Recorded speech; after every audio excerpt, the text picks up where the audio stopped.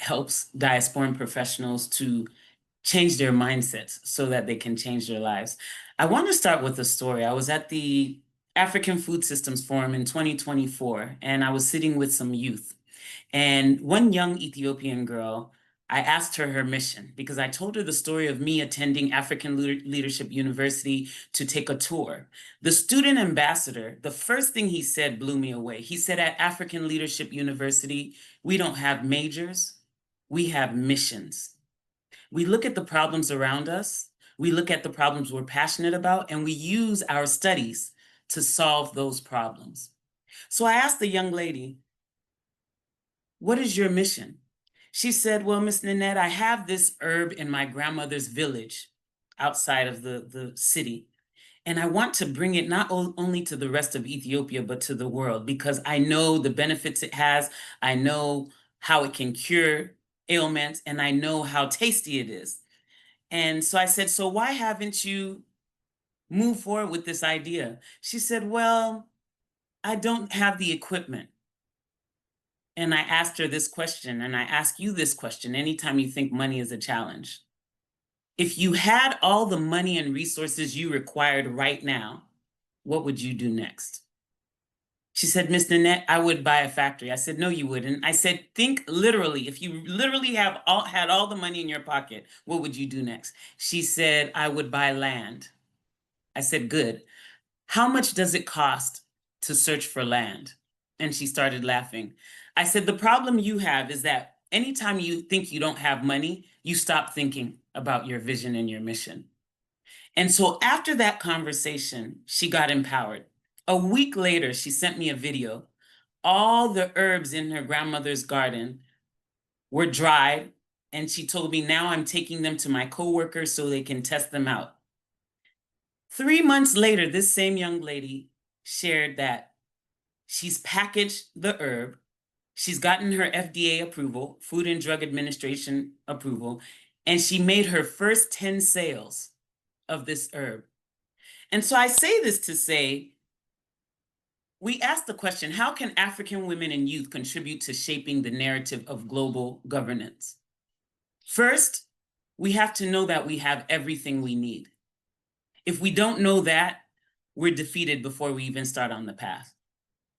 Second, I have a nonprofit called Converge for Africa, and our mission and mandate is to educate, empower, and equip African youth to become economically self-sufficient, and we do that through workforce development and business capacity building. And feedback I got from the youth at these different conferences was, number one, their voice is not heard. A lot of times you have lecturers, you have speakers, and they speak and speak and speak. And then the moderator says, I'm sorry, we're running out of time. We only have time for 1 or 2 questions. So the youth told me our voice never gets heard. Second, one powerful youth from Chad, she got up and she stated, we're tired of projects. We are tired of projects.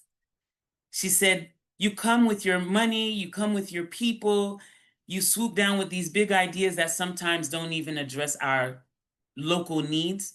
And then when you leave, the project flops. And then we're looking for money again.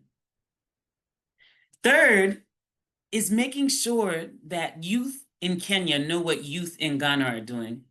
Youth in Rwanda know what youth in Jamaica are doing.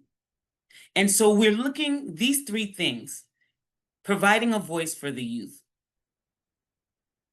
making sure that we mobilize stakeholders around educating, equipping, and empowering the youth, making sure that we have systems to support the youth and not just projects. And then finally, connecting youth all over, not only the African continent, but the African diaspora, so that they can exchange information, they can exchange business, collaborate on business, and then they can also work together to build stellar industries. And we focus specifically on agriculture and agribusiness. So when it comes to how can African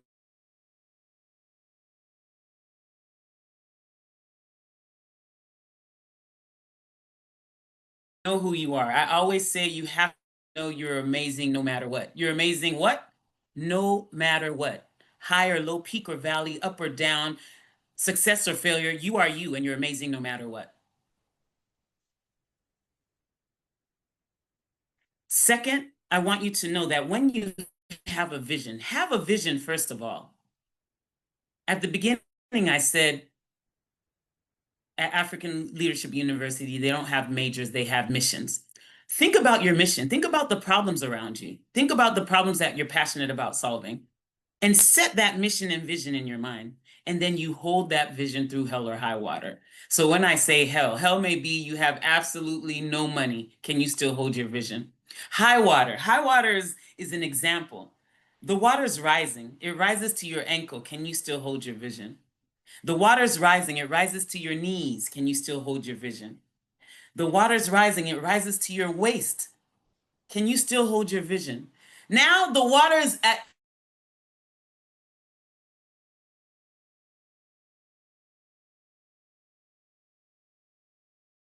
the tip of your chin, and you're lifting your neck, your vision through that high water.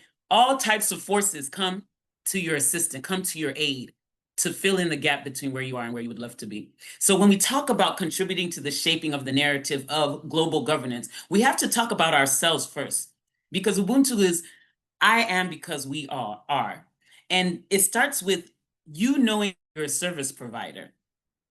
And so I want to end with this.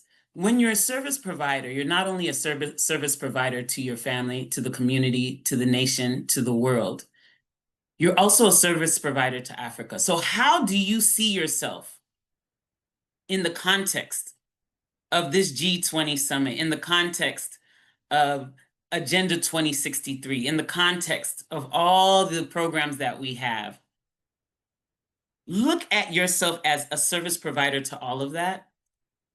And this is how we can change the narrative, shift our position, and gain credibility across the world. I'll leave you there.